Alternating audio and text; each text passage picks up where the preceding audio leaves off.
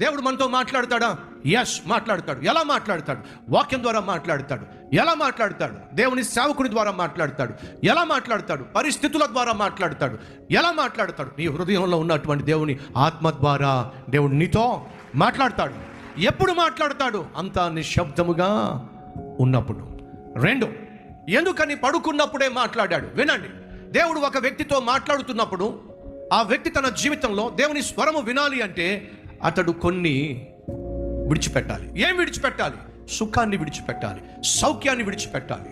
కొన్ని సందర్భాల్లో ఈ లోకానుసారమైన సంతోషాలను విడిచిపెట్టాలి, భోగభాగ్యాలను విడిచిపెట్టాలి. దేవుని స్వరము సమయాలు వినాలి అంటే ఏం చేయాలి? తనకున్నటువంటి నిద్ర సుఖాన్ని విడిచిపెట్టాలి. దేవుడు నీతో మాట్లాడాలి అని ఆశిస్తున్నట్లయితే దేవుడు నిన్ను డిస్టర్బ్ చేస్తాడు. నీ సుఖాన్ని, నీ సౌఖ్యాన్ని, నీ సంతోషాన్ని, నీ భోగాన్ని విడిచిపెడితే తప్ప దేవుని స్వరం నువ్వు వినలేవు.